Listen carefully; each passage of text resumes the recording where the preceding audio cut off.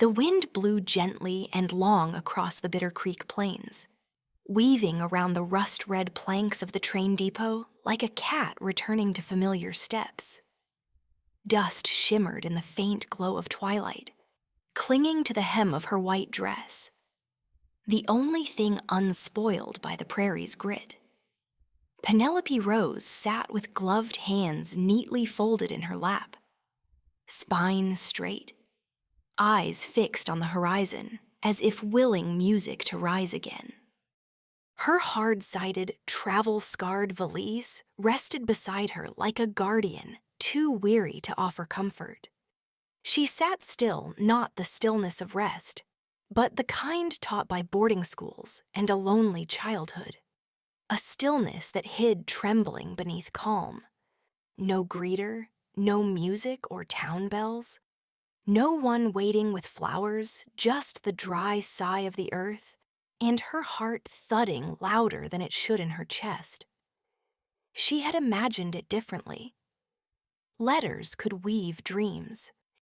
His letters, especially Elias Thorne, Baron of Dustmere Ranch, with words smooth as warm honey and promises too gentle to doubt. She had clung to each one on her journey west, tucked them into her corset, pressed them under her pillow like a Bible when she slept. In ink, he told her of vast skies, quiet evenings, a sprawling house waiting for her with a room, curtains already chosen, and a piano missing its player. He wrote of loneliness, longing, and how her words soothed the ache he carried since his mother's death. Penelopey had read those lines until they shone like truth. The train arrived late, but she didn't mind. She stepped off alone, the only passenger to disembark. And for a moment, she believed the empty depot was part of some romantic plan.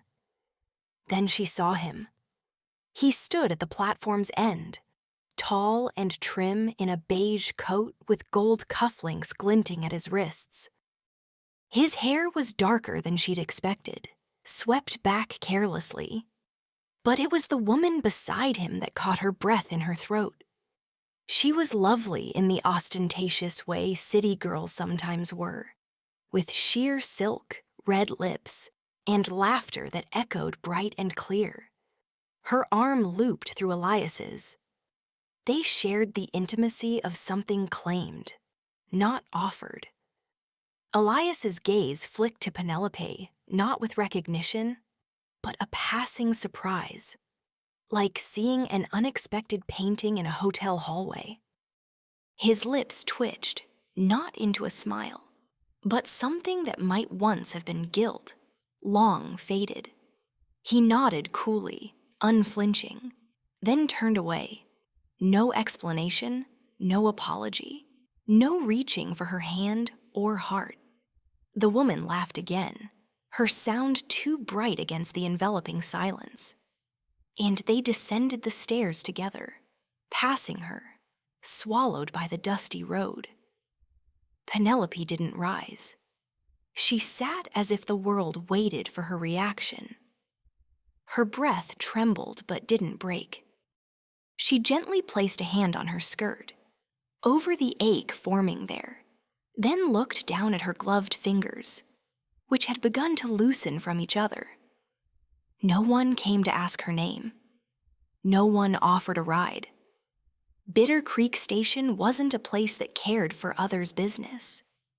An old depot manager, half limping, half drowsy, shuffled out with a broom and swept past her shoes, his eyes never meeting hers. She watched her bouquet wilt under the sun. White lilies and cream roses, tied with a pale ribbon, now frayed and forgotten beside her on the bench. They had been in her hands that morning, bought at a stall 2 towns back. Now they looked pressed, relics of a ceremony that would never be. She stayed until the sun sank and the sky bruised with dusk. Her throat burned, dry as the land around her. But she didn't cry. Crying required certainty, and she hadn't yet found the language for what had happened. The sound of hoofbeats drew her gaze back to the road.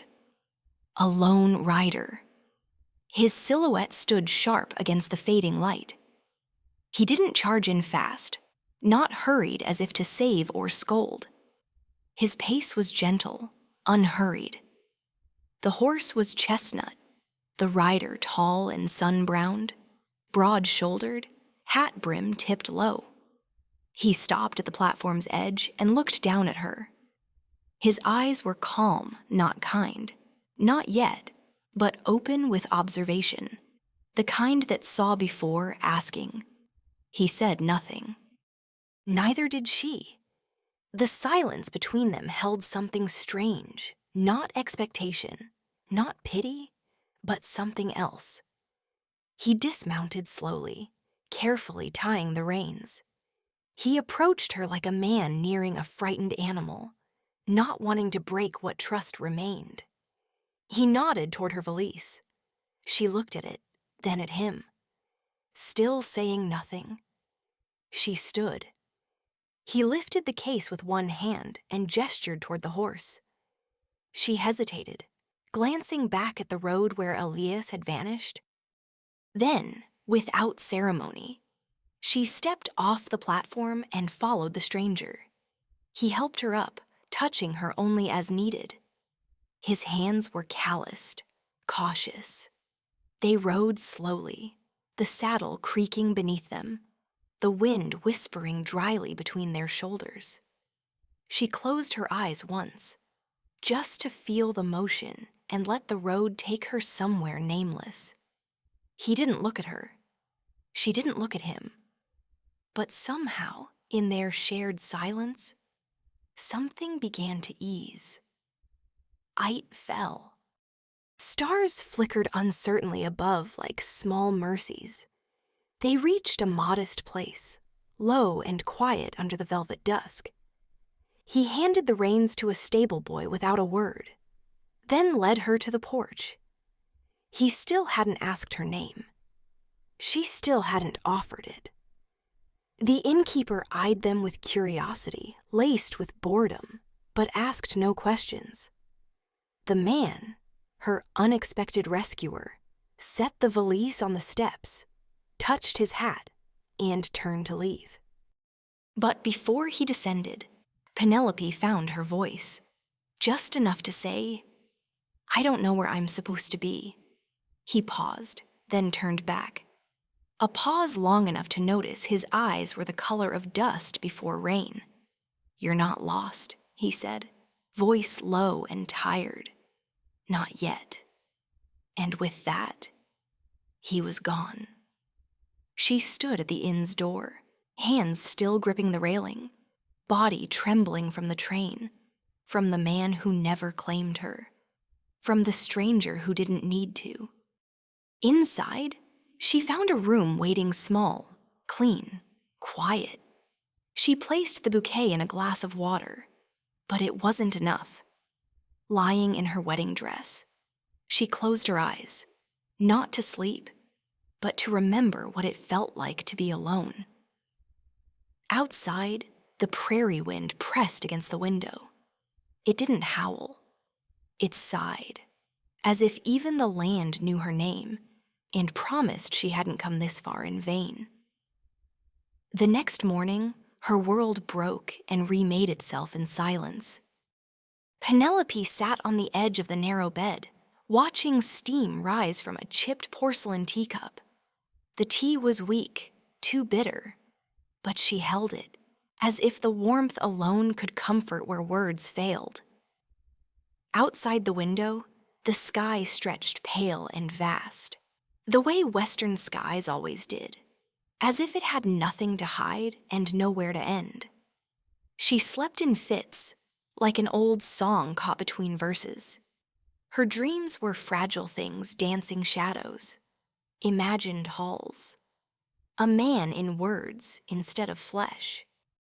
She woke not to pain, but to an emptiness from believing too willingly in a dream. Downstairs, The innkeeper nodded and smiled, but asked no more. The people of Bitter Creek understood silence. It was both currency and gossip. Penelope took her tea and a slice of bread, then slipped outside before the noon heat rose. She didn't know where she was going. She only knew she couldn't keep waiting. The town, if it could be called that, was little more than a handful of buildings along a road that refused to call itself Maine. A general store, a blacksmith's shed, the inn, a telegraph station, and beyond, the open land forever. People moved slowly, their shadows stretching behind them. No one looked at her long enough to ask her story. Perhaps they already knew it. She passed the dry well behind the chapel, trailing her fingers along the weathered wooden railing. She didn't cry, but her throat ached in the private, quiet way pain often began, with a question too soon to ask. What now? Then she saw him again. He was near the far meadow at the town's edge, where the earth grew thick with sagebrush. The same man from the depot. The one who didn't ask, didn't assume, only offered a ride. He was mending a fence, sleeves rolled to his elbows, hands moving slowly but surely with the wire. A horse grazed nearby, its coat dappled with sunlight. Penelope hadn't meant to stop, but something in her feet wouldn't let her pass. She watched him work for a while, the way his shoulders curved with each twist of the pliers, the steady economy of his movements. She wondered if he remembered her, or if picking up pretty girls at depots was something he did as naturally as breathing. He looked up, not startled, just aware. She stepped closer, her shoes crunching on dry grass, and nodded faintly. He returned it, then bent back to his work. She waited. Silence had always been her mother tongue. "You live near here?" she asked finally. He glanced toward the weathered house on the hill, distant but sturdy against the sky. That way. His voice was the same as the night before, low, sure, without sharp edges. She felt steadier hearing it. "I don't think I thanked you," she said. He shrugged. "Didn't do much. You did enough." He finished his section of fence, wiped his brow with the back of his sleeve, and looked at her again. "You eaten yet?" She hesitated. "Yes. Bread." He pointed toward the house. "Come on." Then, it wasn't a question, but not a command either. The house was simple, its porch slightly tilted, paint worn in places, but it stood firm as ever. Inside, the air carried the faint scent of cedar and old iron skillets. No decorations, no clutter, just clean surfaces, shelves lined with jars, a table smoothed by years of use. He moved through the space with the ease of a man who'd built most of it himself. "Jonas Callahan," he said as he ladled stew into a bowl and set it before her. Penelope stood. He didn't ask where she came from or what had happened. She almost wished he would, but there was something in his silence that felt kind, not careless. It gave her room to choose what to say and what to keep. She ate in small bites, then watched him chop wood through the window. Each swing was clean, purposeful. In the days that followed, Penelope found herself wandering more. She always ended up near that meadow, that house, the man who said little but always noticed when she was near. He never invited her in again, but he left small signs of fresh apple on the porch railing, a jug of cool water under the elm, a book of prairie poetry tucked in an open tin box by the fence. She began writing again in the late afternoons. Her journal opened like a door she wasn't sure she was allowed to cross. Her handwriting grew tighter, more deliberate. She found herself noting simple things, the curve of a crow's wing against the sky, the feel of sunlight on her neck. Her hands no longer trembled when she thought of Elias Thorne. Jonas came by the inn once, a sack of cornmeal in one hand, a coil of rope slung over his shoulder. Still waiting for someone, he asked. No unkindness in it. She shook her head. No. I think I'm just trying to figure out what to do when there's no one to wait for. He nodded, as if he understood more than he let on. Feed stores got work, he said, and the seamstress needs help. If you stay... don't know if you are.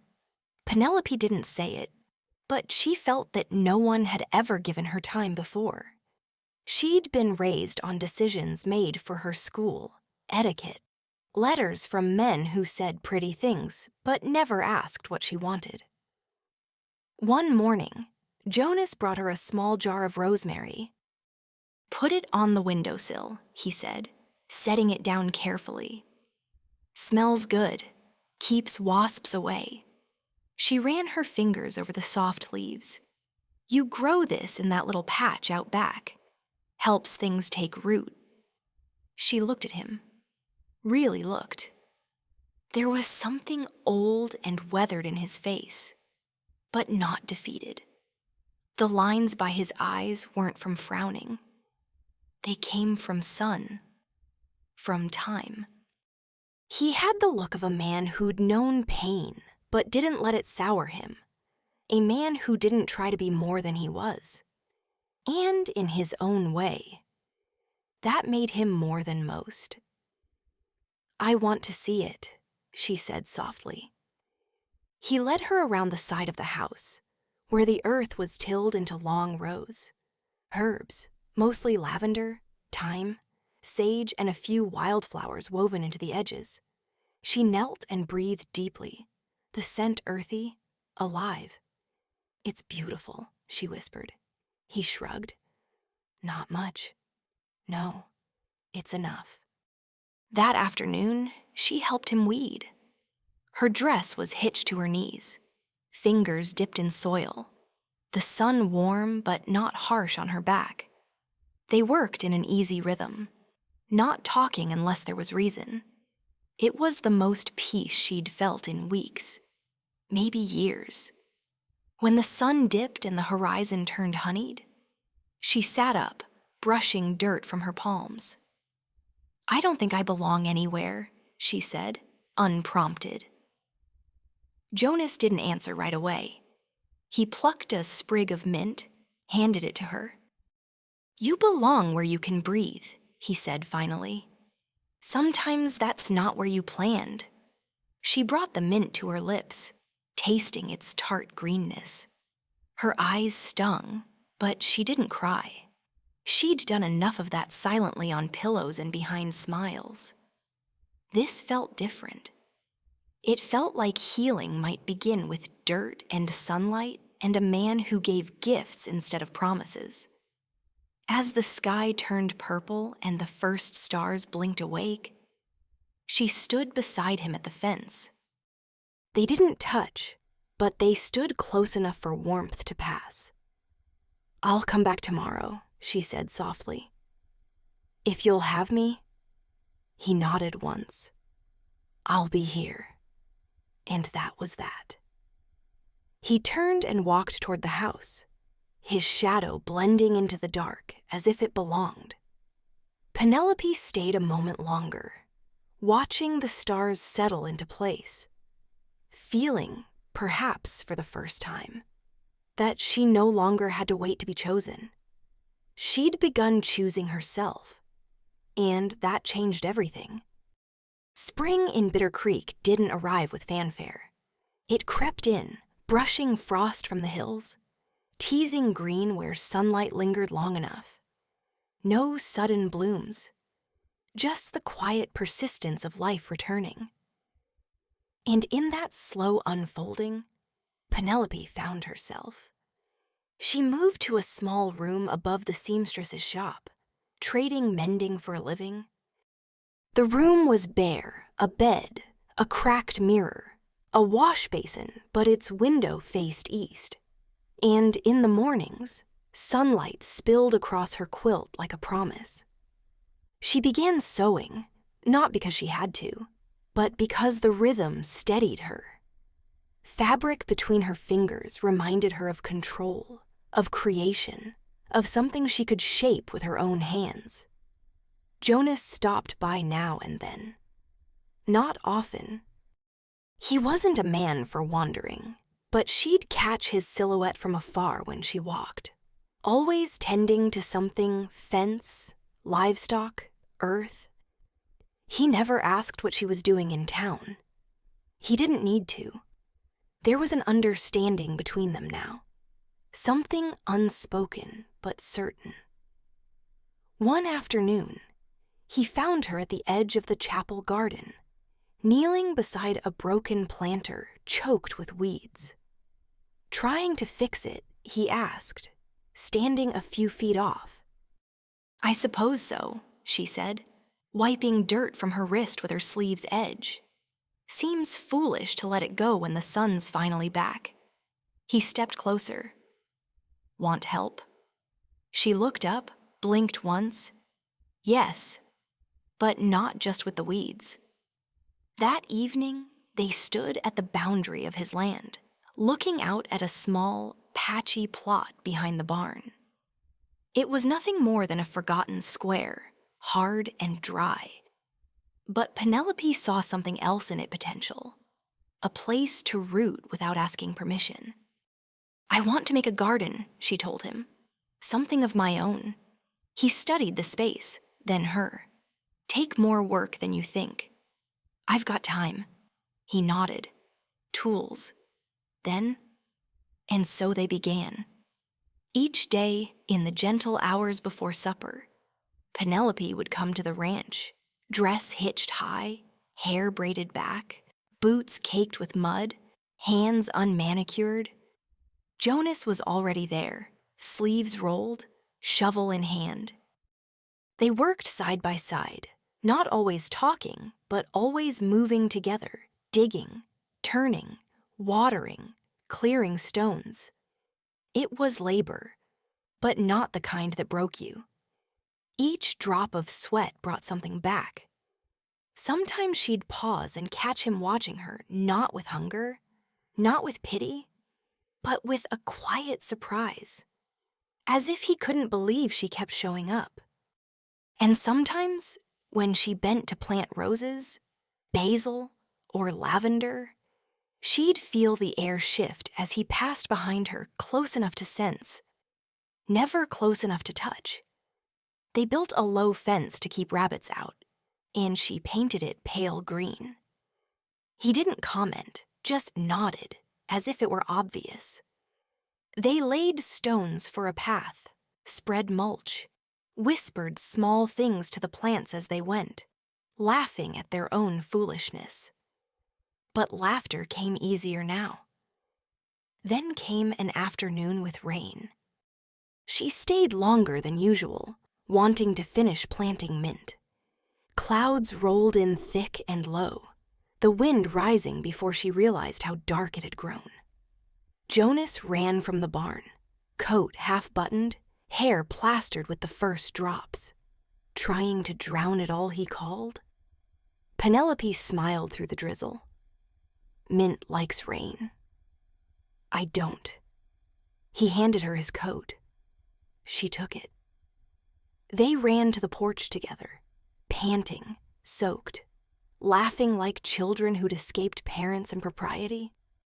For a moment, she forgot everything before the depot, the betrayal, the ache, and just stood beside the man who'd given her truth. Inside, they dried their hands and sat at opposite ends of the old wooden table. The storm raged outside, rattling windows but not walls. Penelope watched steam rise from the mugs he set before them. Sweet tea with honey. Simple. Good. She asked about his family. He spoke of a brother lost young to sickness, a mother who sang to him at night, a father who died plowing too deep in a spring thaw. The stories came slowly, haltingly, but he shared them freely, as if telling was its own kind of planting. She told him of her aunt in Virginia, the cold house full of rules and whispered judgments. Elias had found her through a church bulletin ad. His letters felt like light through shutters. Sometimes, she said softly, loneliness makes any voice sound like salvation. Jonas didn't speak, just looked at her a long time. Then he reached across the table not to touch, but to set a small, hand-carved box before her. "Found this last week," he said, "for keeping seeds." She opened it. Inside were 3 small envelopes, each labeled in faded ink marigold, thyme, wild rose. "They're old," he added. "Might not grow." Penelope looked at the box, then at him. Her voice was soft but sure. "Then we'll give them a chance." And so the garden grew, slow and stubborn. The wild roses never bloomed, but marigolds flared like gold coins tossed to the earth. Penelope spent more time there. Sometimes she hummed as she worked. Sometimes he sat nearby, whittling or mending tack, not needing to fill the quiet. One evening, as the light turned bronze and the breeze cooled, she stood beside him at the garden's edge, watching sage sway in the wind. "I did this," she said, nodding toward the basil and sage. "We did," he corrected. He turned to her, something deeper behind his eyes. "You're different now," he said. She nodded. "I feel like I've stepped into myself, like I've been living outside who I was meant to be." Jonas looked at the garden, then back at her. "I like who you are now." She didn't answer, just smiled and turned to the road. But that night, in her room above the seamstress's shop, she set the carved box on the windowsill and watched the stars gather like old friends. She traced the lid once, twice, and when sleep came, it was full, soft, painless. The days grew warmer. Children came to see the garden, curious about its scents, its colors. Penelope taught them how to plant without harming roots. Jonas built a small bench under the elm nearby. She began reading aloud in the evenings old poems that once felt distant, now close as breath. And though never spoken, the distance between them closed not with declarations or desperate reaches, but with presence, shared labor. The ease of knowing someone would be where they said they'd be. The garden, at first a refuge, became something more: a mirror, a prayer, a slow confession between 2 people who'd lost much but chose not to lose themselves. One sunset, as the breeze stirred the rosemary, Penelope turned to Jonas and asked, "Why didn't you ever tell me to stay?" He didn't look at her. "Because you already had." And for the first time since stepping off the train, she felt it. She wasn't passing through. She was here. When summer came, the heat sank deep into the earth, slow and relentless.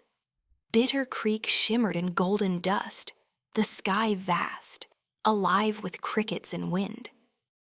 The garden behind Jonas's barn had grown into something quietly miraculous. Lavender bloomed. Honeybees danced from basil to mint, and Penelope's fingers, once hesitant, were now lightly calloused from work without complaint.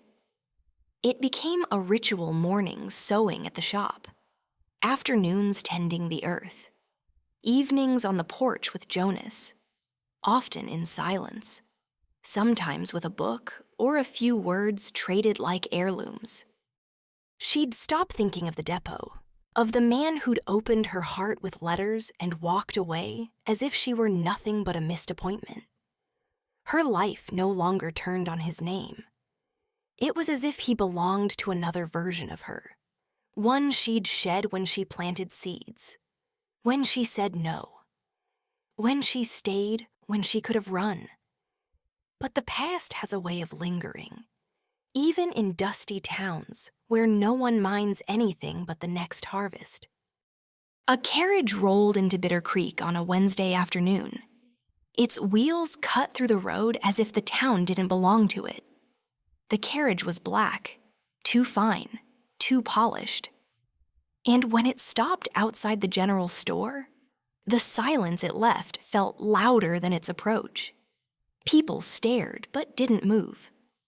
Only Penelopey, passing with a bundle of linens under her arm, felt a small, cold crack open inside her before the door swung wide. He stepped down with the careless grace he'd had when he left her. His hat was cleaner than the dust allowed. His shoes were polished, though the lines around his mouth had deepened, and his eyes had dimmed.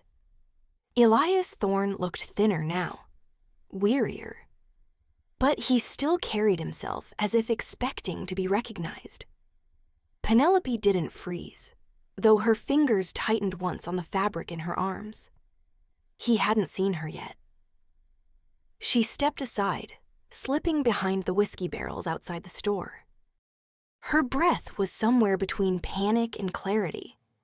He spoke to the shopkeeper loudly enough for all to hear, asking about land, mentioning Dustmere, using phrases like unfortunate timing and temporary loss, as if financial ruin were a smudge on a cufflink.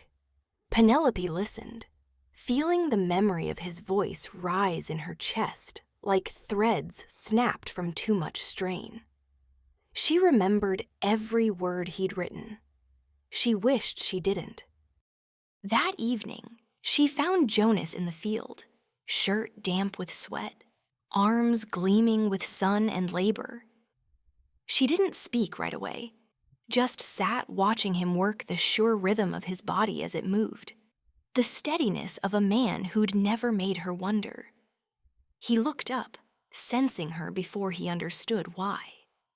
She hesitated, then said, "He's back." Jonas stood still, shovel paused mid-air. The man from the depot. She nodded. His jaw worked, but he said nothing. He wiped his hands on a rag and leaned against a post. "He talked to you, not yet." "Want him to?" She looked down, then toward the garden. "I don't know." That night, Bitter Creek hummed with whispers. Elias had taken a room at the inn. Talk swirled of rebuilding, restoring, redemption. Some said he planned to buy back Dustmere. Others said he wanted to start over. Penelopey said nothing. She sewed quietly, her hands steady, her mind not. He came to her 3 days later. She was kneeling in the garden, pruning marigolds, when his shadow fell across the rosemary. She didn't need to look up to know it was him.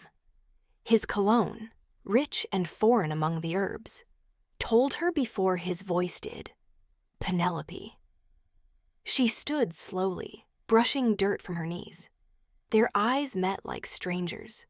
His smile was softer than she remembered, but no deeper. "Can I talk to you?" he asked, his tone practiced. "You already are," she said softly, but not warmly. He hesitated. She let him. "I made a mistake," he said after a moment. "That day, I thought I wanted something else. I didn't know what I was giving up." "I didn't give anything," she replied. "I just walked away from something I never really held." He stepped closer. "I was afraid. That woman, Lucinda, she made me believe I needed to live bigger. But it didn't last. It never does." Penelope looked at him, his words like lines rehearsed in sunlight. He looked the same, but she didn't, and she wondered if he noticed. "I came back for you," he said finally. "I want to make things right. Start again. We still can." "No," she said, soft but firm. He blinked. "You don't even know who I am now," she added. "I know. I remember you. Do you remember who I was? The girl who believed in letters, who ran when you spoke promises. But I'm not her anymore." He looked around, taking in the garden, the fence, the neatly trimmed roses. "You live here." "I'm here." He drew a breath. "You love him." The rancher. Penelope paused. She thought of Jonas's gentle hands, his careful gaze, the way he always gave her room to breathe. She thought of the silences that never felt lonely. Yes. Elias turned his face slightly, just enough for her to see the faint charm beneath his polish. "I see," he said. She nodded. No unkindness in it. "I hope you find what you're looking for." "Elias, but it's not me." He didn't argue, didn't plead, just looked at her one last time, as if trying to memorize her before she vanished completely. Then he walked away, his shoes scuffing the road he'd once refused to walk with her. That night, Penelope found Jonas on the porch, mending a harness by lamplight. She sat beside him, knees tucked, close enough for warmth to pass. "He came to the garden today," she said. Jonas didn't flinch, didn't ask what was said, offered me everything he thought I wanted. She looked at him, his eyes steady. I said no. Silence settled between them, soft as dusk. She turned fully to him, then reached out, resting her hand on his. "I never told you what I want." He didn't move. "But it's here," she said, voice small. "It's the way you let me grow without questioning. The way you never tried to fix me." "Didn't need to," he murmured. She smiled. "You're not broken." They sat like that a long time, hands clasped. No rush, no demands. And as the breeze stirred the rosemary and the stars lit one by one, Penelope leaned her head on his shoulder, not from hesitation, but from presence. In the distance, a carriage sounded, fading west toward the world's edge. She didn't notice. She'd let go. The garden behind them rustled, alive with green. The mint would soon be harvested. The lavender had begun to bow under its blooms. Tomorrow, they'd tend it together. And tomorrow, she'd wake not to the ache of what might have been, but to the quiet certainty of what was. The morning of the wedding came soft and slow, as if the world held its breath. A hush blanketed Bitter Creek, not the silence of absence, but the stillness of chapels before music begins. The sky was brushed with shades of silver and pearl, clouds drifting like lace across an endless ceiling. A light rain had fallen in the night, just enough to deepen the green and stir the scent of rosemary in the garden, now trimmed and blooming as if it had waited for this day. Penelope stood before the mirror in the seamstress's attic room, hands carefully brushing her hair. She'd braided it, then twisted the strands into a loose coil, leaving tendrils to dance along her neck and temples. No pearls, no veil, just a sprig of lavender tucked behind her ear and a gentle breath in her chest. The dress was the same she'd worn arriving, cream with delicate lace sleeves, now dyed a pale sage green. It had been altered, reshaped by her own hands over weeks. It fit better now, not just in size but in meaning. no longer a gown for a life promised to her. It was wholly hers. She stepped into the light, and the town was waiting not in crowds or clamor, but in warm pockets, the seamstress with misty eyes, the blacksmith with his best boots polished, a boy from the feed store clutching a bundle of marigolds too big for his hands. They didn't cheer, they didn't clap, but they smiled. That was enough. Jonas stood under the elm at the garden's edge, hat in hand, boots polished but still carrying Earth's memory. He wore no suit, just his cleanest shirt and fitted leather trousers. But there was a reverence in how he stood, as if the ground beneath him had prepared for this moment long ago. His eyes caught hers as she crossed the pale green gate, and though no words passed between them, Penelopey felt it all, every quiet kindness, every shared sorrow, every distance closed without needing to measure it. The preacher stood nearby, holding a small leather-bound book, its corners worn by time and sun. He cleared his throat, though the words he'd prepared seemed too much. He began slowly, softly, but soon stopped, realizing most of what needed saying had been lived. So he smiled and gestured. Penelopey and Jonas stepped toward each other, and the garden watched with quiet joy. They stood close, closer than ever, and Jonas took her hand, his thumb brushing her knuckles like a vow in motion. "I didn't know," he said softly. "A home could be a person." Her breath caught, then steadied. "And I didn't know," she whispered back. "Being chosen isn't something you wait for. It's something you build." He nodded, eyes never leaving hers. "No promises," he said, voice even. "Just choosing every day, as long as we breathe." "And even after," she answered. "Yes." The preacher raised his hand gently, more for rhythm than formality. "By the grace above that keeps Bitter Creek, I reckon let them be. Joined however the world understands." The moment broke like dawn. Applause came, soft, unhurried. Some laughed, others wiped tears. The breeze swept through the garden like a guest, stirring the mint, lifting petals from the rosemary and scattering them at their feet like confetti shaped from the earth itself. Jonas didn't kiss her. Not at first. He just pulled her close, resting his forehead against hers, and exhaled. And Penelopey, eyes closed, felt something settle in her bones, a soft click, like a key finally fitting the lock of her life. When the kiss came, it wasn't for show. It wasn't dipped or theatrical. It was slow, quiet, like water seeping into parched soil, and it didn't change anything but made everything truer.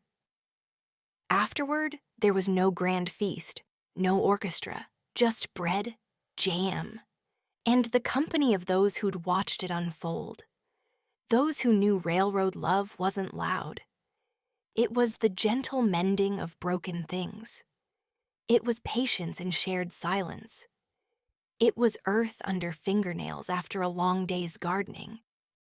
Penelopey and Jonas walked hand in hand through the herb beds. Children followed from a distance, whispering, giggling, tossing marigold petals into the air. Later, as the sky turned gold and faint indigo, they sat together on the porch, watching the breeze ripple the fields. The bench beneath them creaked but held firm, like everything they'd built. Jonas leaned back, arms stretched along the railing. "You scared?" he asked, eyes on the horizon. She thought, then shook her head. "Not of this." "Of what? Then waking up and not believing it's real?" He leaned forward, slipped off his boots, set them by the steps, and looked at her gentle but direct. If it feels unreal, walk the garden, smell the thyme, rub your hands in the lavender. That's us, rooted. That's how you'll know. She leaned into him, head on his shoulder, her breath matching the steady rise of his chest. A breeze rose again, stronger this time, and somewhere beyond the hills. Thunder rumbled, reminding them that nothing, not even joy, came without storms. Penelope smiled at the wind. Let it come. Let it all come. She'd found her place not in walls, not in vows, but in the slow way one heart heals and reaches for another. The kind of love that didn't flare like fire, but opened like hands, with time, with trust. And as the wind grew stronger, tugging her braid, scattering petals she didn't chase, she laughed not the polite sound she'd once made in parlors or pews, but a laugh that rang from the belly of a woman who'd lived, lost, and lived again. Jonas laughed with her. Night fell full and sweet, stars gleaming like distant lanterns. They stayed on the porch long after the last guest left talking, not talking, just being. And in the silence of those hours, Penelope finally understood what she'd spent a lifetime chasing. True love didn't ask you to change who you were to deserve it. It found you as you were frail or stubborn, trembling or bold, and said, "Come sit by me. There's room for you." The wind carried their laughter down the hills, through the fields, through the sleeping streets of Bitter Creek, where dreams ran steady and strong as underground streams.